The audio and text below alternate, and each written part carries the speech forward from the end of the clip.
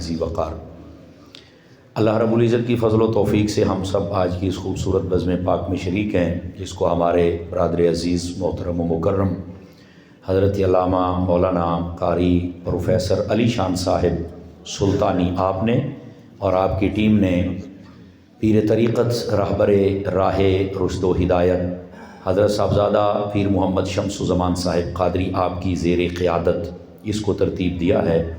میں دعا گو ہوں خلاق عالم آج کے اس پروگرام کو اپنی بارگاہ میں قبولیت کا درجہ عطا فرمائے۔ مجھ سے قبل میرے نہایت ہی مخلص بلکہ اخلص بھائی اور دوست، مخلصی و مشفقی و محبی فی اللہ، محبوب العلماء والصلحاء، عاشق غوث و رضا، حضرت علامہ مولانا پیر محمد حامد سرفراز صاحب رضوی دامہ اقبالہ، آپ نے صوفیانہ خطاب سماعت فرمایا۔ خلاق عالم حضرت کی آواز، انداز اور پرواز میں برکات عطا فرمائے، اور جو خوبصورت پیغام آپ نے دیا ہمیں یاد رکھنے اور عمل کرنے کی توفیق عطا فرمائے۔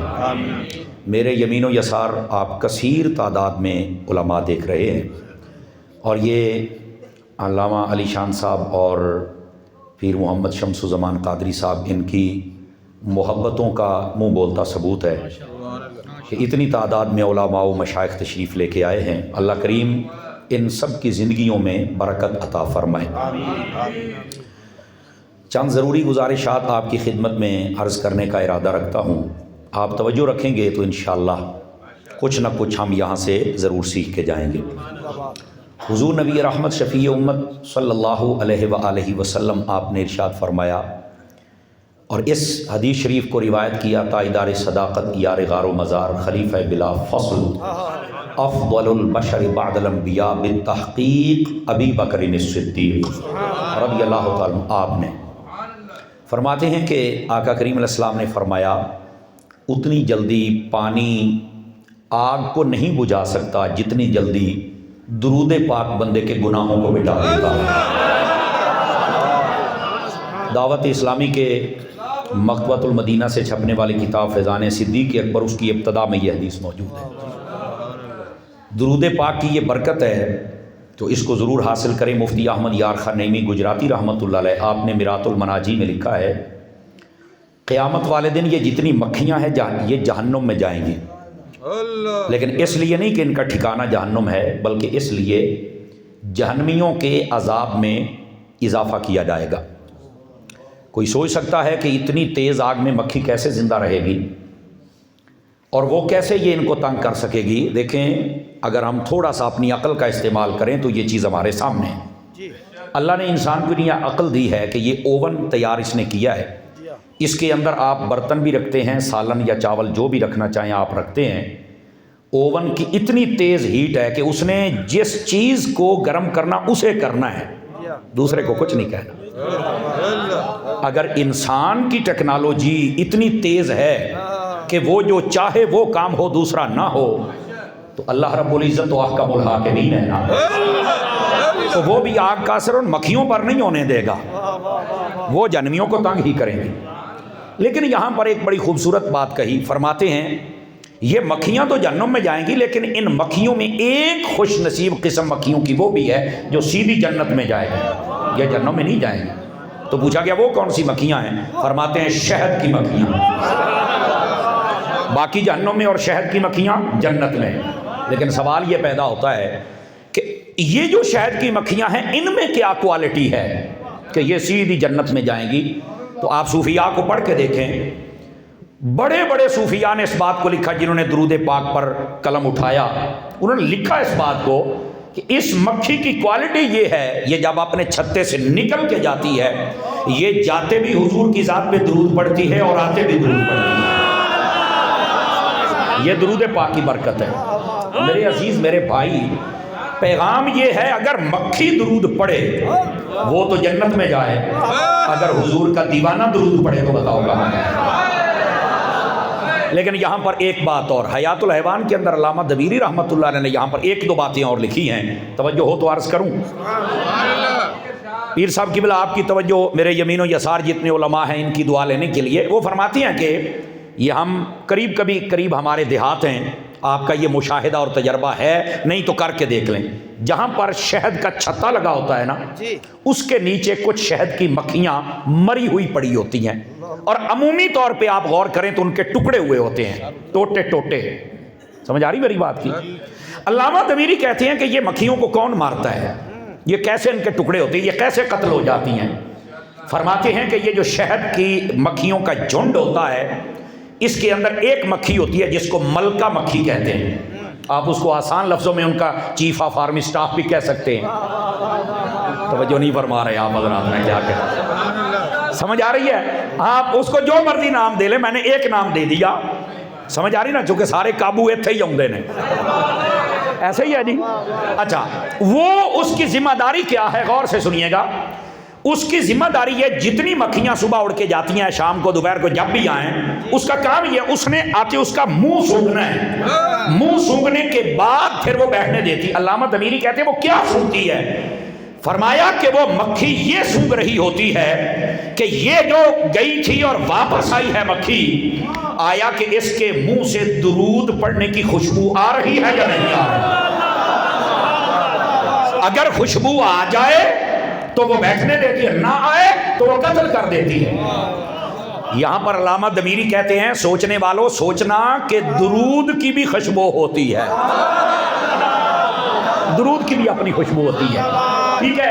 اور جو درود نہیں پڑھتے یا روکتے ہیں پیغام ان کے لیے بھی ہے. اگر مکھی دے ٹوٹے ہو جانے نے، دو چار بندے خاموش بیٹھے ہیں تو پھر آپ اپنا حساب خود لگا لیں. یہ پہلی بات.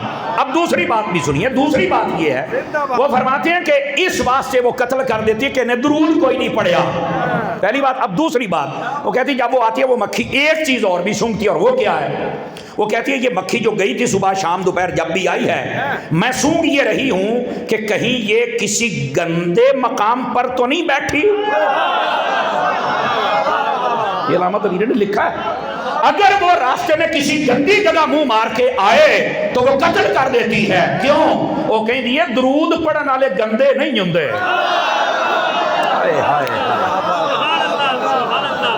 درود پڑھنے والے گند میں منہ نہیں مارتے.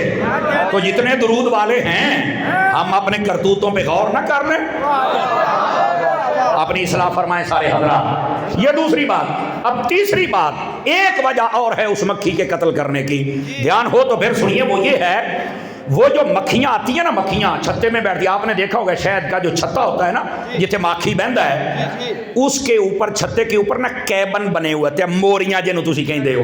اس کو گھر کہہ لیں، کیبن کہہ لیں، الگ مکان کہہ لیں. ہر مکھی اپنے کیبن میں رہتی ہے. جس مکھی کو یہ عادت ہو کہ کدی ادھروں نکلے تو ایدے کار وڑے، ادھروں نکلے تو ایدے کار وڑے، ادھروں نکلے تو ایدے کار وڑے، وہ مکھی قتل کر دیتی ہے کہ درود والا ہر گھر میں بغیر اجازت کے نہیں جایا کرتا. توجہ ہے کہ کوئی نہیں؟ آپ حضرات سمجھ آئی ہے؟ تو گرامی قدر حضرات، کہنے کا مقصد یہ ہے کہ ہمیں درود پاک پڑھنا. یہ درود کی اتنی برکتیں ہیں، اور یہ صرف ابھی شہد کی مکھی کی بات چلی ہے. میں یہیں پر روکتا ہوں. سمجھانا یہ تھا کہ درود پڑھے اگر مکھی تو اس کو یہ برکات ملتی ہیں. ہم تو مصطفیٰ کے امتی کہلاتے ہیں. پڑھیں گے درود پاک، اور جو جو 3 میں نے کوالٹیز بتائی ہیں اس پر بھی عمل ہوگا. درود پڑھنے والا اس کے منہ سے بدبو نہیں آتی. تو جدے منہ چو بو نہیں ہونی، انہیں جدو بولنا ہے نہ صحابہ دے بارے گندہ بول سکتا ہے، نہ اہل بیت کے بارے میں گندہ بول سکتا ہے، نہ ولیوں کے بارے میں بول سکتا ہے. کیوں؟ درود والا جو ہے. اور دوسری بات، یہ جو مکھی ہوتی ہے، یہ شہد والی جو درود پڑھتی ہے، یہ گند میں منہ نہیں مارتی. تو پھر جتنے درود والے ہیں یہ گندی جگہ پہ منہ نہیں مارتے. ہر پانڈے چ منہ نہیں پاؤنا. پنجابی دا ترجمہ ہر پانڈے چ منہ، سیانے کہندے نے ہر دیگ دا چمچہ نہیں بننا چاہیے. سنیے گل، ہر دیگ دا ٹکن نہیں بننا چاہیے. تو آپ کو پیر صاحب کی باتیں اگر یاد ہوں تو قسم خدا کی جو آپ کو عقیدہ عطا کیا گیا اس سے خوبصورت محبت اور عقیدت والی لائن ہے ہی کوئی نہیں. اسی پر قائم رہے. اور تیسری بات، جو درود پڑھنے والا ہوتا ہے ہر گھر نہیں بڑھتا. سمجھ آ رہی ہے؟ اچھا اس کو میں یوں کہہ لوں اگر آپ مجھے اجازت دیں اور ساتھ دیں اور سمجھیں، وہ یہ ہے کہ وہ جو درود پڑھنے والا ہوتا ہے وہ موسم نہیں بدلتا کہ ربیع الاول دے وچ ساڈے نال، محرم وچ کتے ہور، کہ جھولے لا لانیاں دے نال کدی ہور، وہ سدا بہار سنی ہوتا ہے۔ سمجھ آ گئی ہے؟ 5-4 بندے رنگ پان گئے ہو، خیر دے ہے یار، بولیا کہ کرنا ہے اس واسطے سدا بہار سننی۔ کیڑا سننی جناب؟ سدا بہار۔ اب آ جائیے، یہ پیغام ہے درود پاک، جزاک اللہ، یہ درود پاک کے بارے میں پیغام ہے، اور ایسا سننی بننا ہے جب بن جائیں تو اب آئیے جو میں نے آیہ کریمہ پڑھی ہے اس کا سہارا لے کر بات کو آگے چلیں۔ اللہ رب العزت نے قرآن مجید میں فرمایا والذی جاء بالصدق وصدق بہ اولئک ھم المتقون، فرمایا وہ ہستی جو سچ لے کر آئی اور وہ ہستی جس نے اس سچ کی سب سے پہلے تصدیق فرمائی، یہ سب پرہیزگار ہیں۔ اس آیت کریمہ کی تفسیر حضرت مولا مرتضیٰ مشکل کشا، شیر خدا، داماد مصطفیٰ، زوج زہرا، تاجدار حلتا، مراد کل کفا، حضرت علی المرتضیٰ شیر خدا رضی اللہ عنہ، آپ سے جب پوچھا گیا، اور یہ تفسیر کبیر کے اندر امام رازی رحمت اللہ تعالی آپ نے لکھا ہے اس بات کو کہ اے مولا علی آپ بتائیں کہ اس آیت کی تفسیر کیا ہے، مصداق کون ہے جو سچ لے کے آیا اور کون ہے جس نے تصدیق فرمائی، آپ بتائیں۔ اچھا مولا علی سے کیوں پوچھا؟ اس لیے میرے آقا نے فرمایا انا مدینۃ العلم وعلی بابھا، میں علم کا شہر اور علی دروازہ ہے۔ دروازے پہ جاؤ گے تو بھیک ملے گی نا۔ اور پھر مفتی احمد یار خان نعیمی گجراتی رحمت اللہ علیہ آپ نے فرمایا، اور ملا علی قاری بھی یہی فرماتے ہیں، نبی پاک علیہ السلام نے فرمایا میں علم کا شہر ہوں، علی دروازہ ہے۔ شہر کا دروازہ ہے علی، گاؤں کا نہیں۔ ایک تو سنیاں کولو سبحان اللہ بھی کوانی پیندی ہے، سچ تے بولیا کرو، جھوٹ تے بول لیندے نے لوکی، سچ تے بولیا کرو۔ فرمایا شہر کا دروازہ ہے، علم کے شہر کا، گاؤں کا نہیں۔ کیوں؟ جملے کی نزاکت کو خود سمجھنا۔ فرمایا پنڈ دی وچوں ساریاں شیواں نہیں لبدیاں، شہر دی وچوں ہر شے لبدی ہے۔ فرمایا جڑا علی دے بوئے تے آوے اونوں ہر شے لب جائے گی۔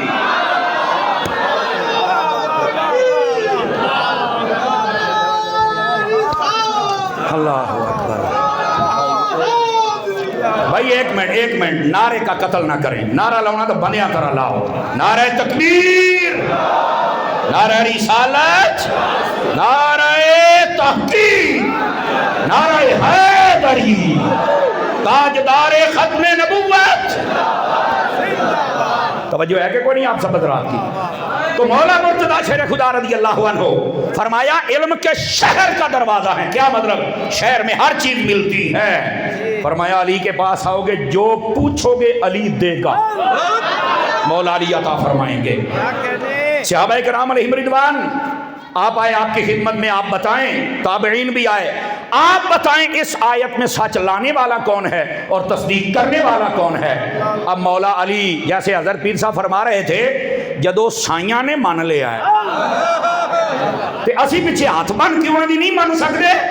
یعنی علی کو بھی مانو اور علی کی بھی مانو۔ اب آ گیا وہ مقام، حضرت مولا علی فرماتے ہیں لوگوں سچ لانے والے سے مراد ہمارے محبوب کی ذات ہے، اور جس نے سب سے پہلے تصدیق کی اس سے مراد ابو بکر صدیق کی ذات ہے۔ توجہ ہے کہ کوئی نہیں آپ حضرات کی؟ تو جب حضرت مولا مرتضیٰ شیر خدا مشکل کشا رضی اللہ عنہ آپ نے خود ارشاد فرما دیا کہ سب سے پہلے جس نے سچ کی تصدیق فرمائی وہ ابو بکر ہے، تو پھر مقابلے کس بات کے؟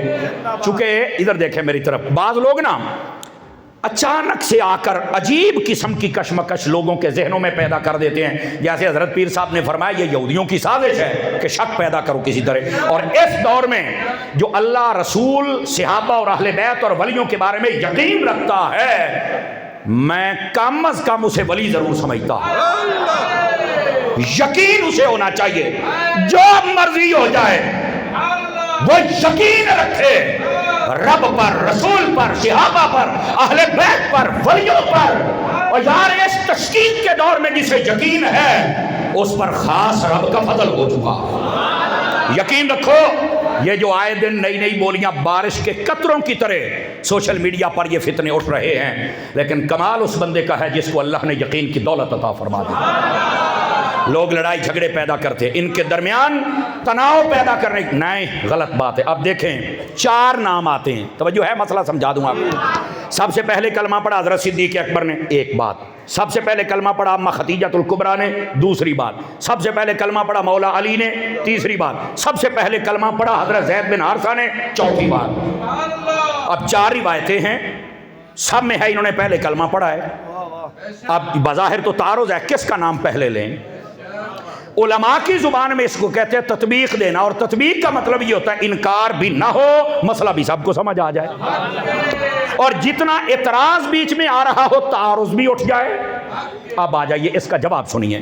سیدی و سیدنا نعمان ابن ثابت رضی اللہ عنہ، امام اعظم، امام الائمہ، کشف الغمہ رضی اللہ عنہ، آپ فرماتے ہیں اس مسئلے کو عوام تک یوں پہنچانا ہے، جھگڑے نہیں کرنے، میرے نہ گل کر رہا پہلے آنے پڑا نہیں، بتا بالغ مردوں میں سب سے پہلے ابو بکر نے کلمہ پڑھا ہے،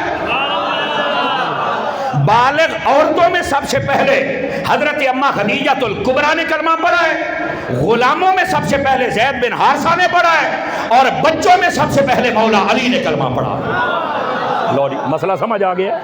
یہ ہے اہل سنت کا منہج، جس میں ٹکراؤ نہیں، تعارض نہیں، تشکیک نہیں، بلکہ اس بات کو یقین کے درجے تک لے جا کر قوم کو سمجھا دیا جاتا ہے۔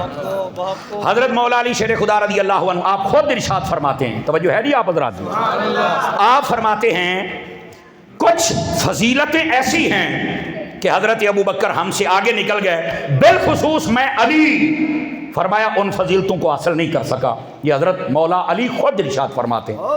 پوچھا گیا کون کون؟ کنز المال کے اندر علی المتقی الہندی نے اس حدیث کو لکھا ہے۔ پوچھا کون کون سی؟ نمبر 1، فرمایا محبوب پاک صلی اللہ علیہ وسلم پر جب ایمان لانے کی باری آئی، اول من اسلم من الرجال وہو ابو بکر، جس نے سب سے پہلے کلمہ پڑھا اس کا نام ابو بکر ہے۔ یہ فضیلت ابو بکر لے گئے، اب حضرت مولا علی خود بیان کر رہے ہیں۔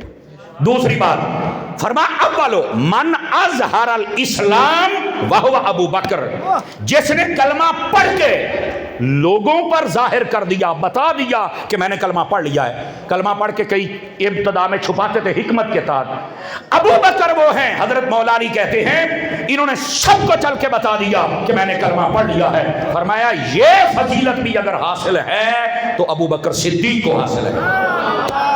تیسری فضیلت، فرمایا ہجرت کی رات میرے مصطفیٰ صلی اللہ علیہ وآلہ وسلم ان کے ساتھ جس کو جانا نصیب ہوا ہے، فرمایا وہ کوئی اور نہیں، وہ ابو بکر صدیق کی ذات۔ فرمایا یہ وہ فضیلتیں ہیں جو مجھے حاصل نہیں پر ابو بکر صدیق کو حاصل ہیں۔ کون کہہ رہے ہیں؟ حضرت مولا علی شیر خدا رضی اللہ عنہ۔ حضرت مولا علی شیر خدا تشریف فرماتے، ایک شخص نے آ کے سوال کیا اپنے دوستوں کے بارے میں بتاؤ کہ آپ کے دوست کون سے ہیں۔ جب آپ غور سے سننا ذرا، فرمایا جتنے نبی کے صحابی ہیں سارے علی کے سجن ہیں۔ 2-3 بندے موبائلوں میں لگے ہوئے ہیں، آپ نکل کے سن لیتے تو شاید سبحان اللہ کی توفیق مل ہی جاتی اور یہ جملہ سمجھ آ ہی جاتا۔ سمجھ آ رہی ہے؟ یہ پوچھا گیا کہ آپ اپنے دوستوں کے بارے میں بتائیں، فرمایا جتنے مصطفیٰ کے صحابی ہیں سارے میرے دوست ہیں۔ تو میں کہا جی سارے صحابی علی دے سجن نے، تو پھر وہ سارے دے سارے اندر نال ساڈی یاری کیوں نہیں لگ رہی؟ ہماری ہر صحابی نبی بس اینی گل ہے جناب، سمجھ آ رہی ہے میری بات کی؟ اب آ جائیے اگلی بات، وہ پوچھنے والے نے کمال کر دیا، حدیث نہیں ابھی ختم ہوئی، وہ کہتا ہے یہ تو آپ نے سارے دوستوں کے بارے میں بتایا، آپ یہ بتائیں ابو بکر کیسا دوست ہے؟ فرنٹ سیٹوں والے دھیان فرمائیں گے تو مجھے زیادہ لطف آئے گا۔ سمجھ آ رہی ہے؟ ویسے تو علامہ شہزاد شمسی صاحب کی سبحان اللہ پوری دنیا میں مشہور ہے، کیونکہ پیر محمد شمس الزمان صاحب نے ہیرہ یا 17 ہے، قاری عمران صاحب کی جیسے تلاوت مشہور ہے، جیسے خطابت مشہور ہے، ماشاءاللہ یہ ہیرے تراشے ہوئے ہیں۔ ویسے ہی اگر باقی صاحب بھی توجہ فرمائیں تو مجھے لطف آئے گا۔ اور وہ کیا بات ہے ذرا غور سے سنیے گا، بھائی جان یہاں پر حضرت مولا علی شیر خدا رضی اللہ تعالیٰ عنہ آپ سے پوچھنے والا پوچھتا ہے آپ بتائیں ابو بکر سے کیسا تعلق ہے اور وہ کیسے ہیں؟ اور فرمایا اس جوان کے بارے میں نہ پوچھتا، کیوں؟ فرمایا قسم خدا کی ابو بکر وہ ہے جس کا نام صدیق میرے رب نے رکھا ہوا۔ یہ حضرت مولا علی فرما رہے ہیں، یہ حضرت مولا علی فرما رہے ہیں۔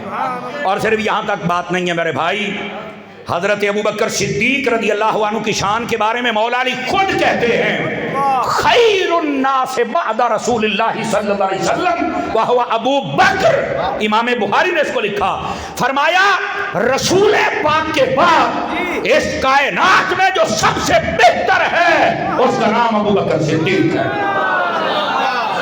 سمجھ آ رہی ہے؟ توجہ بھی، ایک منٹ مجھے دے دیجئے گا۔ یہاں پر نا بسا اوقات لوگ مقابلہ کرتے ہوئے نظر آتے ہیں۔ ہجرت کی رات نبی پاک نے بستر پہ حضرت علی کو سلا دیا، اے بسترہ دے چھڑے ہے، خلافت دے چھڑی ہے، خلیفہ علی ہے۔ سبحان اللہ ماشاءاللہ ہوتی ہے، لیکن رکو رکو رکو رکو رکو، یہ عقیدہ دینے کا انداز نہیں ہے میرے بھائی۔ ہمارا سوال یہ ہے محبت کی دنیا میں، جیسے پیر صاحب نے فرمایا محبت میں رہا کریں، تو ان کی صوفیت کا اثر ہم پر بھی ہو رہا ہے اور ہونا بھی چاہیے۔ میرے بڑے بھائی ہیں ہمیں بتلاتے رہتے۔ میں یہ کہنا چاہتا ہوں کہ جس کو نبی پاک نے بستر دیا اور قسم خدا کی دیا، اگر وہ مولا علی خلیفہ بن گئے تو جس کے پاس خود نبی تھے وہ ابو بکر کیا بن گیا؟ ان کا سٹیٹس بیان کریں گے وہ تو چپ۔ میں نے کہا نہیں سنو، اصل مسئلہ یہ ہے بستر پہ لٹایا اس لیے کہ امانتیں دینی ہیں۔ اب یہاں پر دو تین صوفیانہ نکتے ہیں، ذرا جلدی میں سننا ہے آپ نے۔ 5 کلو کا سر اقدس نہیں ہلانا، پیر صاحب آ رہی سبحان اللہ لکائی رکھی ہو بھی مینوں دینی ہے، یہ میں آپ کو پہلے بتلا رہا ہوں، ذرا غور سے سنیے گا۔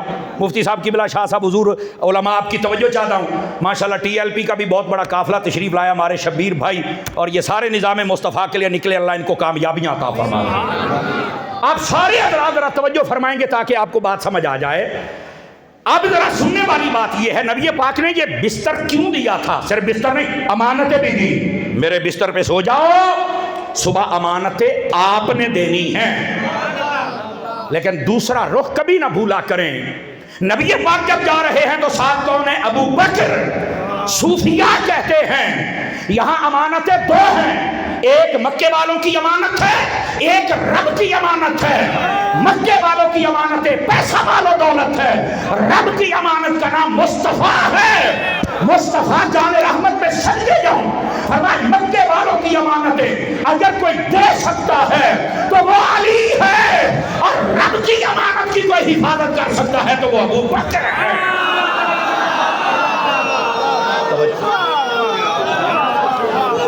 آواز کمزوروں والی ہے، نعرہ رسالت، توجہ ہے آپ حضرات کی؟ یہ پہلی بات۔ اور دوسری بات بھی سنیے گا بھائی جان، دوسری بات بھی سنیے گا، یہ بھی صوفیانہ نکتہ ہے۔ آج بھی میں حضور پیر صاحب کی بلا آپ کی توجہ، پیر شمس الزمان صاحب حضور سب کی توجہ چاہ لیتا ہوں، جملہ سنیے گا۔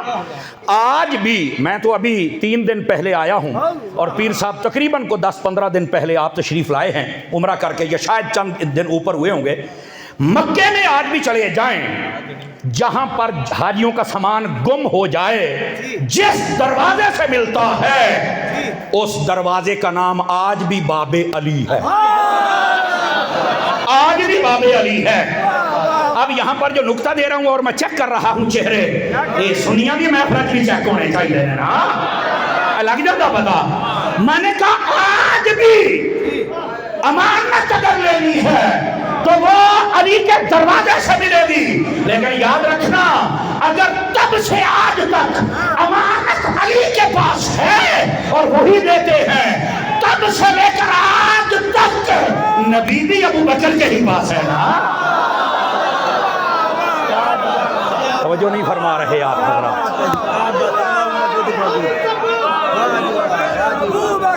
سارے بولو سارے بولو، جزاک اللہ جزاک اللہ حضرات۔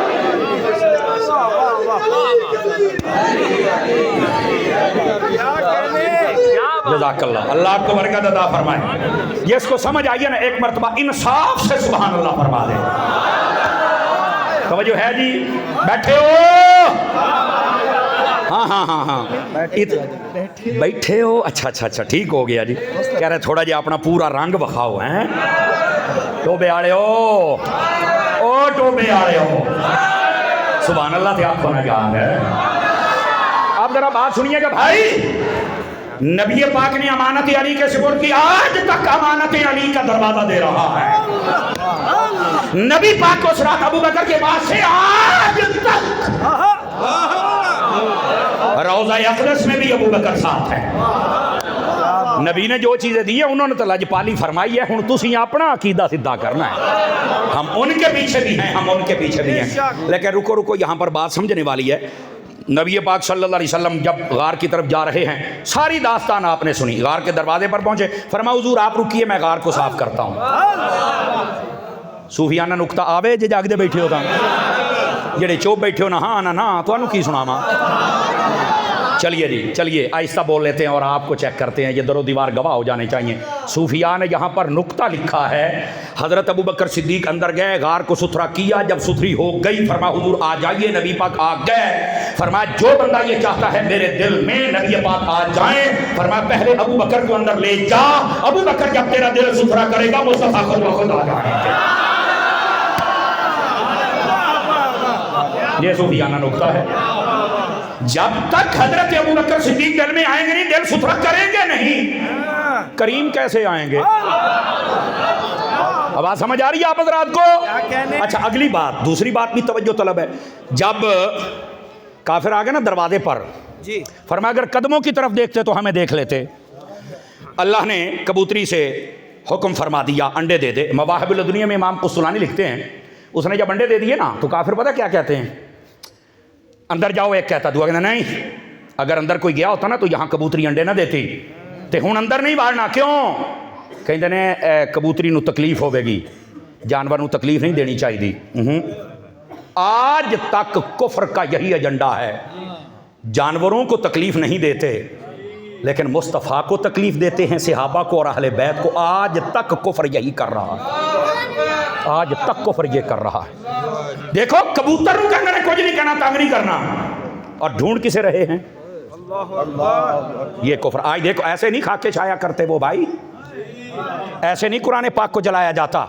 ہاں ہاں, یہ کفر کا تب سے لے کر اب تک ایجنڈا ایک ہے. اپنی پوزیشن وعدے کرنے کے لیے, ہم نے فلاں جنگل کے اندر ایک طوطے کو دیکھا, اس کا پیر ٹوٹ گیا تو ہم نے پکڑ کر اسپتال میں علاج کرایا. او ظالمو, طوطے دا علاج کراؤں دیو تو انہوں غزہ دے بچے نظر نہیں آؤں دے. کیا ہو گیا ہے تمہیں؟ گرامی قدر حضرات, خدا کا خوف کرنا چاہیے. یہ کفر کا ایجنڈا ایک ہے تب سے اب تک. حالانکہ میرے نبی پاک کی تعلیمات یہ ہیں. فتح مکہ والے دن جب میرے آقا جا رہے ہیں, راستے میں ایک مقام ایسا ہے, فرمایا جلدی سے قافلے کو چل کے روک دیا جائے. سب رک گئے. فرمایا یہاں سے جو گزرے آہستہ آہستہ گزرے, ورنہ راستہ بدل کے اوپر سے آؤ, تمہارے گھوڑوں کے قدموں کی تیز آواز نہیں آنی چاہیے. فرمایا حضور کی ہویا ہے؟ فرمایا اے جھاڑیاں دے وچ ایک کتی نے بچے دیتے نے, تو دے آرام دے وچ آپ خلل نہیں پیدا کرنا. جو کتوں کو تکلیف نہیں دیتے آج ان کے طرف منسوب کر کے خاکے بنائے جا رہے ہیں. آج ان کے صحابہ کو ٹارگٹ کیا جا رہا ہے, آج اہل بیت کو ٹارگٹ کیا جا رہا ہے, آج مسلمانوں کو ٹارگٹ کیا جا رہا ہے. خدا کا خوف کرنا چاہیے. اب ہوا کیا, کبوتری نے انڈے دے دیے, وہ چلے گئے. حضرت صدیق اکبر کے اوپر ایک کیفیت آ گئی. توجہ ہے, میں نے جلدی بات ختم کرنی ہے. میں نے بالکل نہیں یہ کہہ سکا کہ 5 منٹ میں بھی اتنے لینے نے, پر میں لے لینے.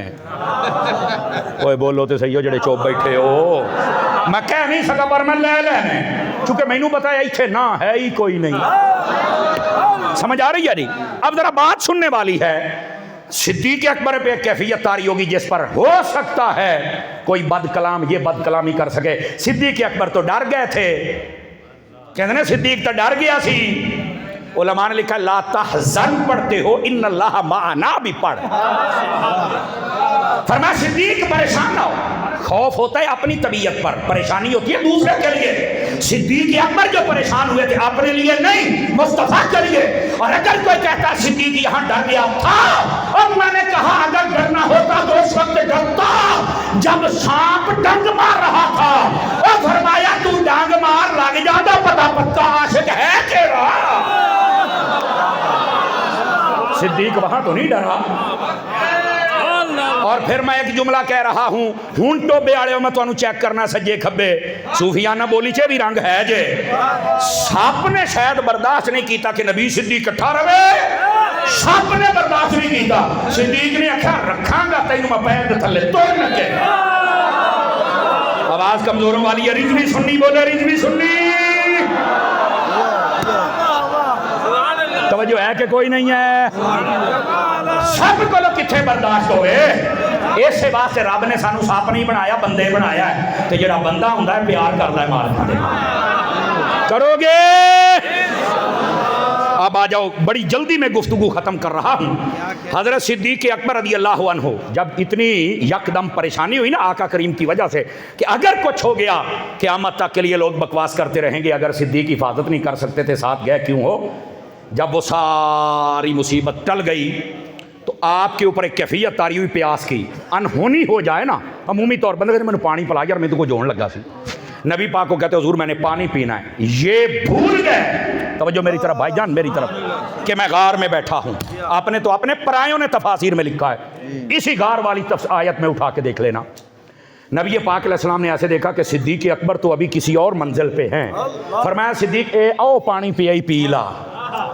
اب میں نے نہیں کہنا, آپ نے فرمایا او پانی پی لا. حالانکہ غار میں کہاں سے پانی آیا؟ حضور نے ہاتھ کیا. ابو بکر صدیق جب تھوڑا سا آگے کی جانب سرکے نا تو دیکھا پانی کا پیالہ تھا, اٹھایا منہ کو لگایا, جب پیا ٹھنڈا میٹھا شہد کی طرح. اس نے جب ٹھنڈ ڈالی نا تو یکدم آنکھیں کھلی ایسے, اوئے میں تو غار میں ہوں, پانی کہاں سے آیا؟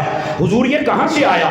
فرمایا جب تو نے پانی مانگا اور میں نے اشارہ کر دیا, رب نے جنت کے فرشتے سے کہا ابو بکر کے پہنچنے سے پہلے جنت کا پانی وہاں پہنچا دیا. رکنا بھی رکنا ٹوبے کے عاشقوں. جب یہ بات ہوئی تو ابو بکر صدیق رونے لگ پڑے. آقا اللہ کی بارگاہ میں میرا اتنا رتبہ ہے. فرمایا ابو بکر یہ نہیں, اس سے بھی بڑھ کے ہے. کیا؟ فرمایا اگر کوئی بندہ 70 نبیوں کے برابر عبادت کر کے آئے, اگر اس کے دل میں ابو بکر تیرا پیار نہ ہو وہ کبھی جنت میں جا سکتا ہی نہیں ہے.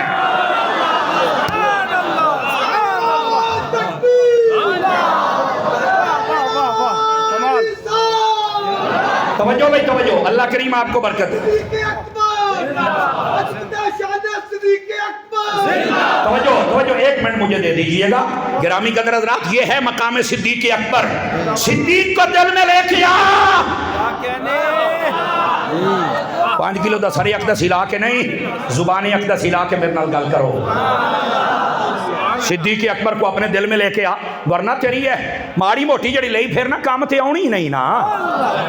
یہ صدیق اکبر دی وجہ تو کام ہونی. اگلی بات بھی سننا میرے عزیز, میرے بھائی اور میرے یار, میرے سجن, میرے بزرگ, دھیان سے سننا یہ بات. اور وہ یہ ہے حضرت ابو بکر صدیق رضی اللہ تعالیٰ آپ کا مقام بھی ساتھ میں صوفیانہ نکتہ سمجھ. وہ یہ امام قسطلانی مواہب شریف کے اندر لکھتے ہیں, ادھر ویکھے اے جڑی کبوتر اج بھی حرم مکی اور حرم مدنی دے وچ نے نا, اے اسے کبوتری دے نسل دے وچوں نے جنہوں نے غار کے باہر آ کر انڈے دے دیے تھے. یعنی تھوڑی دیر کے لیے جنہوں نے پہرا دیا باہر.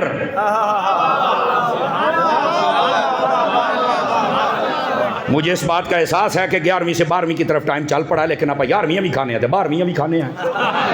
آج صرف حلال کرنے کا ٹائم ہے اور آپ کی سوچ سے پہلے جان چھوڑنے والا ہوں, لیکن دھیان کر لیجیے. جزاک اللہ. اللہ اے بابے بول پینے ہوں تے تانوں پلوان ہو جانا چاہیے نا یار. بابے جوان ہون تے جواناں نوں پلوان ہونا چاہیے پھر. جزاک اللہ بھی, اللہ برکت دے.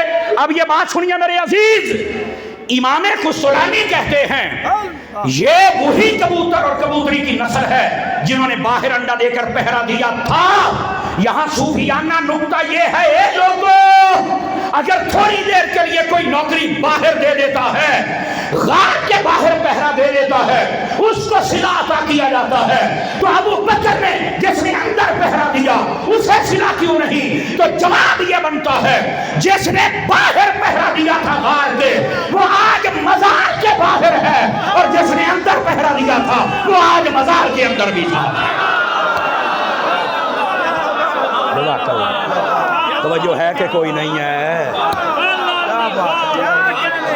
جنہوں نے باہر پہرا دیا وہ آج مزار کے باہر ہیں، اور جس نے اندر پہرا دیا وہ آج مزار میں اندر ہے۔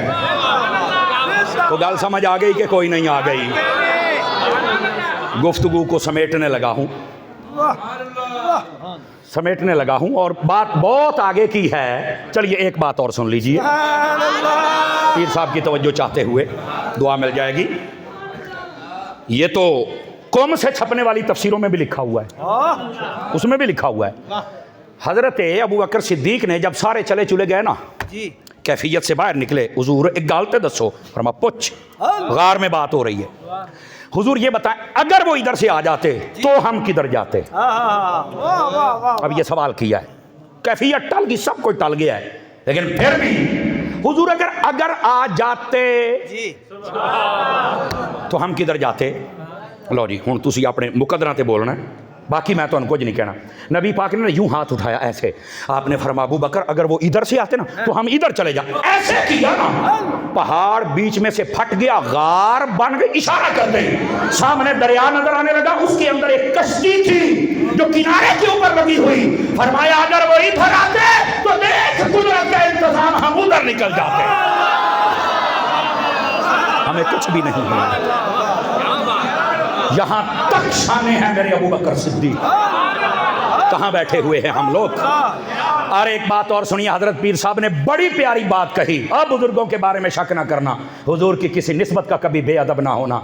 یہاں پر بسا اوقات یہ تشکیک پیدا کی جاتی ہے، شاید ابو بکر صدیق خلافت پہ قابض ہو گئے یا حضرت عمر پاک باغ کھا گئے۔ میں کہ یار مینوں ایک گل دس، اگر انہاں نے کوئی نقصان پہنچانا سی تو نبی پاک نے مانگ مانگ کے لے آئی کیوں سی؟ کئیاں نو سمجھ آئیے، پر ساڈے سنی لنگر دے لفافے تو بغیر کداں بولنا ہے؟ مذاق تو علاوہ میرے جملے میں وزن ہے، الحمدللہ۔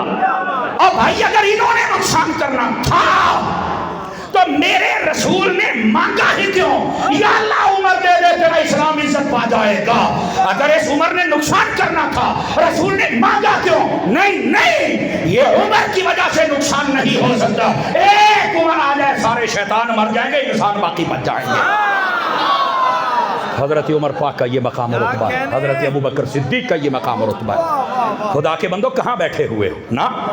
جیسے پیر صاحب نے فرمایا پہلی کلاس صحابہ کی کلاس ہے، اور اگر حضور صلی اللہ علیہ وسلم کے ان شاگردوں کو کہہ دو کہ سارے چلے گئے، حضور دے پلے تسی چھڑیا کیے، حضور دی محنت نو کیڑے کھاتے پا چھڑیا جے؟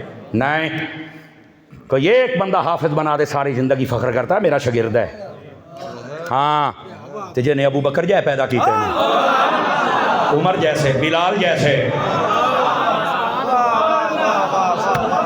توجہ ہے کہ کوئی نہیں آپ حضرات کی؟ کیا سمجھتے حضرت ابو بکر کا کیا مقام و رتبہ ہے؟ وقت کے دامن میں گنجائش نہیں ہے، میں ڈھیر سارا ٹائم اگے لے گیا، میں معافی چاہتا ہوں، لیکن آخری بات بخاری کتاب الاحکام میں روایت ہے، نبی پاک علیہ السلام تشریف فرماتے، ایک عورت آئی، اس نے کہا حضور مجھے کچھ عطا کیجئے، کچھ نہیں لکھا ہوا وہاں پر حدیث شریف میں کیا اس نے مانگا تھا۔ نبی پاک نے فرمایا فلاں دن آنا، کچھ ٹائم دے دیا، عورت چلی گئی، بین السطور امام بخاری لکھا فالمراد بہل موت، اس کے ذہن میں خیال آیا کہ اگر نبی پاک پردہ فرما جائے تو یہ میرا حق کون دے گا؟ یہ خیال کر کے وہ واپس آ گئی اور آ کے کہتی ہے اِلَّمْ أَجِدْكَ یا رسول اللہ، یا رسول اللہ اگر میں آؤں اور آپ کو نہ پاؤں تو پھر یہ میرا حق مجھے کون دے گا؟ اس جملے تے جنہ پوری تقریر تے بولے ہو، میں بلکہ پوری محفل جنہ بولے ہو اس جملے تے نہ بول لیا جے، انشاءاللہ تو انہوں فائدہ ہو جائے گا۔ جیڑا نہ بولے سجے کھبے کو تکا سٹارٹ ہوئے کر لیا جے تو انہوں فائدہ ہو جائے گا، کہنا میرا فرض ہے۔ میں بھی تازہ عمرے تو آیا تو میں کرنٹ لے کے آیا، سمجھ آ رہی ہے نا؟ تو ذرا ایک باری نا ہتھانو ٹھنڈ کوئی نہیں توڑیاں لگنی، مزہ آ جائے کہ مسجد مکی مدنی گواہ بن جائے، سمجھ آ رہی ہے دیوانیوں؟ ایسی سبحان اللہ ہوئے۔